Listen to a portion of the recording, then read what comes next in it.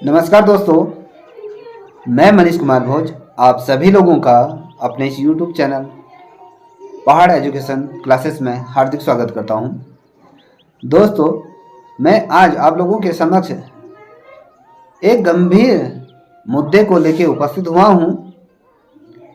आप तमाम अभ्यर्थियों से ये निवेदन है, आप इस वीडियो को पहले से लेके अंत तक अवश्य देखें, तब जाके जो चीज़ें मैं आपको बोलना चाह रहा हूँ तब जाके आप लोगों के समझ में आएगी।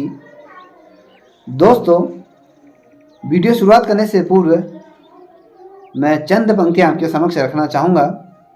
कहते हैं, जीत हासिल करनी हो तो काबिलियत बढ़ाओ, किस्मत की रोटी तो कुत्तों को भी नसीब हो जाती है। साथ ही कहते हैं, ऊंची उड़ान भरने वाले पक्षियों को में भी घमंड नहीं होता है, क्योंकि वो जानते हैं कि आसमान में बैठने का कोई स्थान नहीं होता है, कोई जगह नहीं होती है। आइए शुरुआत करते हैं आज का टॉपिक का। दोस्तों, जैसे आप लोगों को सर्वविदित है, उत्तराखंड अधीनस्थ सेवा चयन आयोग के माध्यम से LT संवर्ग के अंतर्गत कला विषय का जो विज्ञापन प्रकाशित हुआ था, उसमें किस प्रकार से कमावेश परिस्थितियां उत्पन्न हुई और किस प्रकार से उसमें राजनीतिकरण का ध्रुवीकरण हुआ, ये आप सभी को ज्ञात है। ये जितने भी अभ्यर्थी ड्राइंग और पेंटिंग से रिलेटेड हैं, ये सभी लोग इस चीज़ से अनभिज्ञ नहीं होंगे। आपको पता है, जैसे कि इस परीक्षा का जो आयोजन हुआ था अगस्त 2020 को, उसके पश्चात इस परीक्षा को लेकर ये सुर्खियाँ बनी रही पूरे साल भर, या कहें ड्राइंग सब्जेक्ट को लेकर ये भर्ती प्रतिक्रिया कहीं ना कहीं जनता के समक्ष या संपूर्ण प्रदेश में इस भर्ती प्रतिक्रिया के क्या नॉर्म्स रहे, किस प्रकार से इसमें संशोधन किए गए, ये सभी लोग जानते हैं। पुनः मैं आपको स्मरण दिला दूं कि आज 22 अप्रैल को LT ड्राइंग विषय के अंतर्गत पुनः हाईकोर्ट में स्टे ले लिया गया है। अब जो ये आपका जो भर्ती प्रतिक्रिया है, पुनः इसमें पूर्व की भांति इसमें रोक लग गई है। यहाँ पर जो उत्तराखंड हाईकोर्ट के माध्यम से स्पष्ट रूप से अधीनस्थ सेवा चयन आयोग को अवगत करा दिया गया है कि जब तक न्यायालय द्वारा इस पिटीशन को देखा नहीं जाएगा या सुना नहीं जाएगा, तब तक आप इस सब्जेक्ट का रिजल्ट घोषित नहीं करेंगे। ये कोर्ट के निर्देश आपके अधीनस्थ सेवा चयन आयोग को भेज दिए गए हैं। अब बहुत से अभ्यर्थियों को ये पता नहीं होगा कि वो आश लगाए बैठे हैं कि भैया आज या कल या कुछ हफ्ते पश्चात इसका रिजल्ट जारी हो जाएगा। दोस्तों, आप इस मिथक को अपने दिल से तोड़ दें, क्योंकि इसके अंतर्गत जो बीएड धारक थे उनके द्वारा इसमें पुनः इसे डबल बेंच में चुनौती दी गई है। इस केस को जो निर्णय पहली बेंच से आया था, जिसके अकॉर्डिंग ये जो केस था ये पूर्ण रूप से नॉन बीएड के पक्ष में चला गया था और इसमें बीएड वालों का जो संघर्ष था वो व्यर्थ चला गया था। इसी को मद्देनजर रखते हुए जो बीएड धारक अभ्यर्थी हैं, उन्होंने पुनः इस पर पिटीशन दायर कर दी गई है, इसमें स्टे ले लिया गया है। अब इस भर्ती प्रतिक्रिया के अंतर्गत जो पिटीशन दायर की गई है वो बीएड धारकों और प्लस सरकार के मध्य ये पिटीशन रहेगी। इसमें नॉन बीएड वालों को जब पता चला कि इसके अंतर्गत इस केस को हाईकोर्ट में चुनौती दी गई है, डबल बेंच में इसमें चुनौती दी गई है, तो इसके अगेंस्ट जो नॉन बीएड धारक थे उन्होंने भी इसमें पिटीशन दायर की, मगर इसके अंतर्गत हाईकोर्ट में नॉन बीएड वालों की जो पिटीशन थी वो सिरे से खारिज कर दी गई है। उनका इसमें अब किसी भी प्रकार का कोई या कहें रोल नहीं रहेगा। इसमें सिर्फ जो ये पिटीशन दायर हुई है, इसमें जो बीएड धारक हैं और सरकार और कमीशन, इन तीनों के मध्य ये संपूर्ण ये केस में जो डिसीजन रहेगा, ये जो पूरा इसका जो गढ़ा जाएगा या कहें इसमें जो देखा जाएगा, ये संपूर्ण अब दो पक्षों के मध्य ये रहेगा। इसमें अब नॉन बीएड का कहीं भी कोई औचित्य नहीं है। कहने का मतलब यह है, औचित्य इसलिए नहीं है क्योंकि जब नॉन बीएड वालों द्वारा इसको फाइल किया गया था, जो मैंने सुना है, क्योंकि इसकी भी मैं पूर्ण रूप से इस चीज़ को भी पुख्ता प्रमाणित नहीं करता हूँ, जो सुनने में आया है उसमें जो नॉन बीएड धारकों के माध्यम से जो पिटीशन दायर की गई थी हाईकोर्ट में, जो बीएड धारकों के अगेंस्ट में जो ये इसको जो चैलेंज किया था जो डबल बेंच में, तो इसमें इन लोगों को पृथक रूप से अलग कर दिया गया है। अब जो ये केस बनेगा दोस्तों, वो केस बनेगा आपके हाई कोर्ट के अगेंस्ट जो अधीन सेवा चयन आयोग और सरकार और बीएड धारकों के पक्ष से। अब ये सुनवाई इन तीन पार्टियों के मध्य रहेगी। इसमें जो बीएड धारकों की अंतर्गत जो पार्टी जो बनी है, जो पार्टी के हैं वो पुष्पा जी हैं। ये जो इनके द्वारा जो फाइल किया गया था केस को 22/4/2022 को इसको फाइल किया गया था। अब इसका जो अगला डिसीजन, इस केस की जो सुनवाई होगी, जो फ्रेश केस है अभी, क्योंकि डबल बेंच में चुनौती दी गई है, ये 9 मई 2022 को इसमें सुनवाई होगी। अब 9 मई 2022 को क्या डिसीजन आता है या इसके हियरिंग क्या आगे को बढ़ती है, ये देखने वाली बात होगी। जैसे कि आप सभी को पता है कि एलटी समवर्ग का संपूर्ण भर्ती प्रतिक्रिया अभी भी पूरी तरीके से न्यायालय से ये बाहर नहीं निकली है। पूर्ण रूप से भर्ती प्रतिक्रिया अभी न्यायालय में पेंडिंग है। चाहे ड्राइंग सब्जेक्ट की बात करें या अन्य सब्जेक्ट की, सारी भर्ती प्रतिक्रिया अभी न्यायालय के अधीन ये पेंडिंग है, विचाराधीन है। अब बहुत से बच्चे ये समझ रहे होंगे कि भैया ये डबल बेंच में जो केस को पुटअप करते हैं, ये होता क्या है। ये सिंगल बेंच से डबल बेंच में जाना, कि डबल बेंच में इस जो सिंगल बेंच का जो निर्णय है उसे चुनौती देना, ये तमाम चीज़ें क्या हैं मैं आपको स्पष्ट कराना चाहूँगा। देखिए, भारतीय संविधान में जो न्यायालय को कुछ ऐसी शक्तियाँ दी गई हैं, जो याचिका करता है और जो न्यायालय के जो पक्ष से अगर जो जजमेंट होता है, यदि उसमें संतुष्ट नहीं होता है, तो इसमें दो चीज़ें इसमें मेंशन की गई हैं। जो पहले डिसीजन से यदि कोई व्यक्ति असंतुष्ट होता है तो उसे दोबारा इस केस को फाइल करेगा और इसी जो केस को दूसरे जज इसका अध्ययन करेंगे और तमाम पहले डिसीजन और तमाम साक्ष्यों के आधार पर इस डबल बेंच में इसका संपूर्ण रूप से अवलोकन करने के पश्चात इसका डिसीजन देते हैं। ये क्या होता है, जो पहले जजमेंट हुआ था, जो सिंगल बेंच से जो केस जीते थे, अब इस केस का पूर्ण रूप से इसमें अवलोकन होगा। किस प्रकार से दो पार्टियों के मध्य क्या क्या चीज़ें रहीं, क्या इस भर्ती प्रतिक्रिया के अकॉर्डिंग जो ये बीच में इस भर्ती प्रतिक्रिया के जो नॉर्म्स चेंज किए गए थे, क्या ये सही हैं या गलत हैं।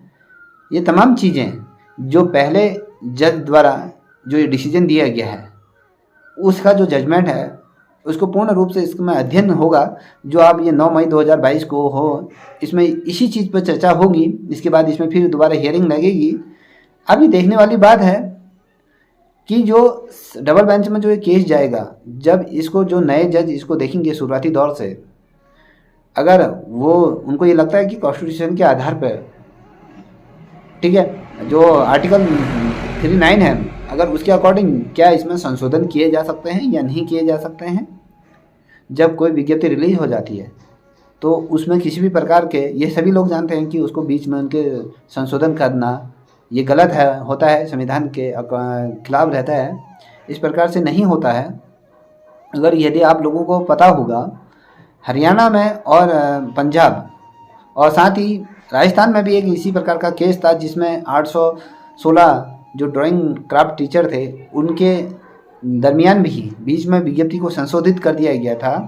और इस केस को सुप्रीम कोर्ट में चुनौती दी गई थी, जिसके अकॉर्डिंग सुप्रीम कोर्ट ने अपना ये जजमेंट दिया था, जब कोई विज्ञप्ति जारी होती है तो उसके अकॉर्डिंग बीच में विज्ञप्ति को संशोधित नहीं किया जा सकता है, या फिर यदि विज्ञप्ति को संशोधित करना है तो जो पूर्व में जो विज्ञप्ति जारी हुई है उस विज्ञप्ति को पूर्ण रूप से निरस्त करना होगा। निरस्तीकरण के बाद पुनः विज्ञप्ति जारी होगी, जिसमें जो नए नॉर्म्स जो इंक्लूड किए गए हैं वो इसके अंतर्गत जुड़ के सामने आएंगे। अब कमावश जो स्थिति उत्तराखंड में रही उसमें इस तरह का किसी भी प्रकार का विज्ञप्ति को निरस्त नहीं किया गया था, क्योंकि इस विज्ञप्ति को निरस्त करने से पूर्व ही बीच में संशोधित कर दिया गया था। संशोधन के ही माध्यम से इसमें जो नॉर्म्स थे, जो योग्यताएं थी, वो चेंज कर दी गई। अगर मैं अपने जो पूर्ण रूप से अगर मैंने जो अलग अलग राज्यों के अगर मैं केस को स्टडी कराया है, जो मेरे पास जो साक्ष्य मौजूद हैं, जो अगर कॉन्स्टिट्यूशन के अकॉर्डिंग यदि मैं बात करूं, ये जो केस है ये आप देखोगे, अभी मैं किसी के पक्ष में बात नहीं कर रहा हूँ, इसमें नॉन बीएड हो या बीएड वाले किसी भी प्रकार के इसमें आप नाराज ना हो, मैं निष्पक्ष होकर ये बात कह रहा हूँ। अगर ऐसा होता है जो सुप्रीम कोर्ट या कहें जो कॉन्स्टिट्यूशन के अकॉर्डिंग, तो ये गलत है। तो उसके अकॉर्डिंग ये जो केस जो रहेगा, जो पक्ष में अगर जाना चाहिए वो बीएड वालों के पक्ष में ये रहना चाहिए था, मगर उत्तराखंड हाई कोर्ट ने इसको सभी के हित को मद्देनजर रखते हुए, जो छात्र हित की बात कर रहा हूँ उसको मद्देनजर रखते हुए ये डिसीजन दिया था, क्योंकि जिसमें सभी बच्चों को मौका मिल सके, जो आगे बढ़ रहे हैं वो किसी भी इस भर्ती परीक्षा से वंचित ना हो। अगर इस भर्ती प्रक्रिया को यदि रद्द किया जाता है तो सरकार को 7 करोड़ से भी ऊपर का यहाँ पर आर्थिक व्यय का नुकसान होगा, जो सरकार कभी ही नहीं चाहेगी कि इतना बड़ी धनराशि का हमें नुकसान हो, क्योंकि एक परीक्षा को कंडक्ट कराने के लिए बहुत सी चीज़ें का तामझाम करना होता है, जैसे कि अधीनस्थ से सेवा चयन आयोग के जो सचिव हैं उनके माध्यम से इसको स्पष्ट किया गया था कि इस भर्ती प्रक्रिया को कहीं से रद्द नहीं किया जाएगा, क्योंकि इसमें शासन और प्रशासन बहुत समय पूर्व इसकी तैयारी करते हैं, उसमें काफ़ी धन का व्यय होता है। तो इसको मद्देनजर रखते हुए बीच का रास्ता निकाला जाएगा। अब बीच का रास्ता क्या निकाला जाएगा, ये डबल बेंच में जब ये केस आ चुका है तो देखने वाली बात होगी कि अब ये किसके पक्ष में ये केस रहेगा, क्योंकि यहाँ पर अभी नॉन बीएड वालों की यहाँ पर एंट्री जो कर रहे थे उसे कोर्ट द्वारा से स्थगित कर दिया गया है। अब जो ये लड़ाई है ये अधीनस्थ सेवा चयन आयोग और सरकार और जो बीएड वालों की बीच की ये लड़ाई है। अब इस लड़ाई के अंतर्गत क्या ये सरकार के पक्ष में ये केस रहता है या नॉन बीएड के पक्ष में ये केस रहता है। अगर हम देखें, अगर जो परिस्थितियाँ कमावेश जो परिस्थितियाँ बनी हुई हैं, क्योंकि सरकार भी अपना संपूर्ण रूप से दमखम के साथ इस केस को दोबारा जीतने की कोशिश करेगी, पूरे साक्ष्य इसमें रखेगी, किन अपनी अपनी चीज़ों की दलील देगी कि हमने इस चीज़ को ये रखते हुए देखा। यदि इस केस को सरकार के पक्ष में जाता है तो जितने भी अभ्यर्थी इस भर्ती प्रक्रिया से जुड़े थे वो सभी इसमें लाभान्वित होंगे।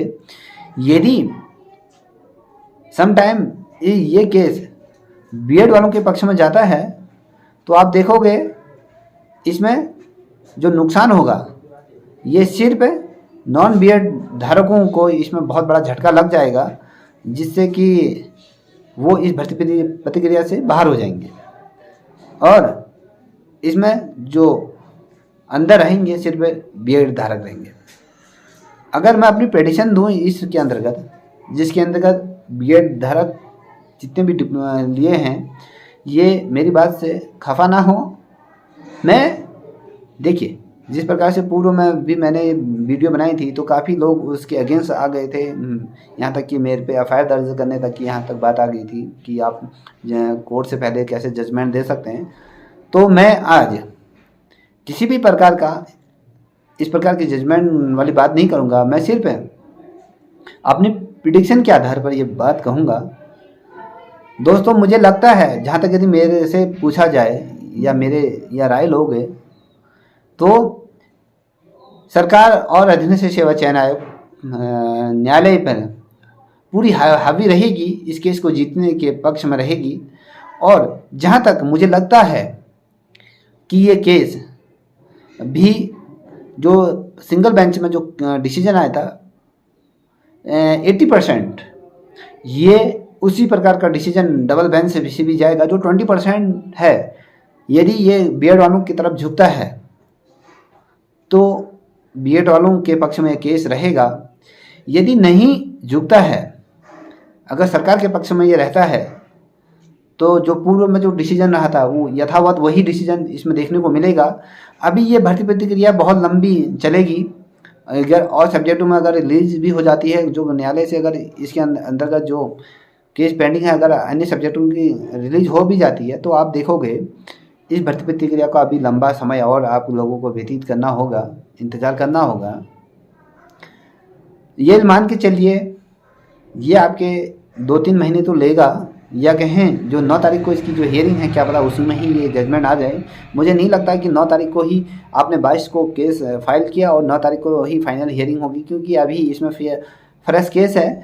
तो ये लेके चलिए, इसमें जो 9 तारीख को आज जो हियरिंग होगी, इसमें सरकार और जो बीएड पक्षों की धारक के संबंध में जो ये दोनों की चीज़ों को अवलोकन जो नए जज इसमें नियुक्त होंगे वो इसको देखेंगे। इसमें दोनों के पक्ष को सुना जाएगा, और दोनों के पक्ष को यदि सुना जाएगा तो उसके अकॉर्डिंग सरकार क्या पता अगली डेट ले ले, या बीएड वाले अगली डेट ले लें।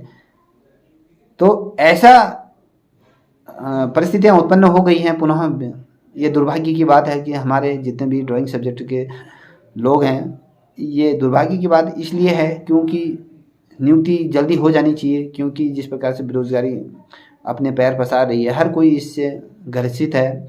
बहुत से अभ्यर्थी मानसिक तनाव से गुजर रहे हैं, और इस पीड़ा को समझ सकता हूँ मैं, चाहे वो नॉन बीएड वाला है या बीएड वाला है, दोनों के लिए ये करो या मरो की स्थिति बनी हुई है। जो बच्चा थोड़ा सा अच्छे नंबर लेके आया है, वो थोड़ा होप लगाए बैठा है कि भैया मेरा सिलेक्शन हो जाएगा। तो देखते हैं कि ये किस तरफ ये केस बढ़ता है, और 9 तारीख को क्या डिसीजन आता है, हाईकोर्ट क्या डिसीजन देता है, उसके पक्ष में भी मैं आप लोगों के समक्ष वीडियो लेके उपस्थित रहूँगा, क्या डिसीजन रहा। अगर मैं कहूँ जो बीएड वाले जितने भी अभ्यर्थी अगर इस वीडियो को देख रहे हैं, तो पहले तो मैं ये कहूँगा कि ये केस आप लोगों के हाथ से जो पहला जो डिसीजन आया था आपके अगेंस्ट, ये आप लोगों के वजह से आप ये केस हारे हैं। क्योंकि ये केस को हाईकोर्ट में जो फाइल करना था, जिस तिथि में करना था उस तिथि में किया नहीं, क्योंकि जिस समय विज्ञप्ति जारी हुई थी आपने फॉर्म भरने का वेट क्यों करा, पेपर होने का वेट क्यों किया, तब जाके आपने इसको फाइल किया। जिस दिन विज्ञप्ति संशोधित हुई थी उसी दिन आप लोग इसको स्टे ले लेते, तो शायद जितने भी नॉन बीएड वाले आज जो परेशान हैं, शायद वो इस फॉर्म को नहीं भरते या भरने के लिए उनको ऑर्डर नहीं आता, तो कम से कम वो हर्ट नहीं होते। आज वो इसलिए हर्ट हो रहे हैं क्योंकि आप लोगों के जो डिसीजन समय समय पर जो गलत लिए गए हैं, उनकी वजह से उनको इस परीक्षा का हिस्सा हुए, और जब वो हिस्सा हुए तो उन्होंने दिन रात मेहनत करी, तो कहीं ना कहीं उनका सिलेक्शन इस मेरिट लिस्ट के अकॉर्डिंग आ रहा है। तो कहीं ना कहीं ये दोनों पक्षों की मिस्टेक है, जो आपसी समन्वय की कमी यहाँ पर देखने को मिलती है। अगर बीएड वाले धारक, एक चीज़ मैं आप लोगों से कहना चाहूँगा, यदि आप डबल बेंच में भी ये केस हारते हैं, तो यदि आप सुप्रीम कोर्ट में इस केस को ले जाते हैं, तो निश्चित रूप से सुप्रीम कोर्ट से आप ये केस जीत जाओगे। मैं उत्तराखंड अधीनस्थ सेवा चयन आयोग या सरकार या उत्तराखंड हाई कोर्ट की बात नहीं कर रहा हूँ, मैं सुप्रीम कोर्ट की जितनी भी मैंने गाइडलाइन पढ़ी हैं, जो अन्य राज्यों में जो जजमेंट आया है इस सब्जेक्टों को लेकर या अन्य भर्ती प्रक्रियाओं में, जैसे कि पुलिस की भर्ती थी या ड्राइंग टीचर की भर्ती थी या अन्य शासकीय या कहें अभियंता की कहें जल निगम के अंतर्गत जो डिसीजन दिए गए हैं उसको मद्देनज़र रखते हुए सुप्रीम कोर्ट से आप ये केस जीत जाओगे 100%। मगर उत्तराखंड अधीनस्थ न उत्तराखंड हाईकोर्ट के माध्यम से तो मुझे थोड़ा शंका है कि ये आप लोगों के पक्ष में रहे या ना रहे। मैं अपनी प्रेडिक्शन यहाँ पर आप देने जा रहा हूँ, ये जो केस रहेगा ये पूर्व की भांति ये रहेगा। इसलिए कह रहा हूँ क्योंकि यहाँ पर मैं भी छात्र हित की बात करना चाहूँगा, यहाँ पर भी छात्र हित ही जैसा ये देखने को मिलेगा। अदरवाइज क्योंकि ये केस न्यायालय में पेंडिंग है तो इस संबंध में ज़्यादा कुछ नहीं कहा जा सकता है, क्योंकि अगर हम इस पे अपनी जजमेंट दें तो वो भी न्यायालय की जो जजमेंट है या जो न्यायालय की अवहेलना होगी। मैं कहीं कतई नहीं चाहूँगा कि मैं न्यायालय की अवहेलना करूँ, क्योंकि न्यायालय ही सर्वोपरि है। दोस्तों आज के लिए इतना ही। यदि आप लोगों को वीडियो पसंद आए तो प्लीज़ इस वीडियो को लाइक शेयर सब्सक्राइब अवश्य करें, साथ ही अपने दोस्तों को भी साझा करें। तब तक के लिए इतना ही। जय हिंद, जय भारत, जय उत्तराखंड।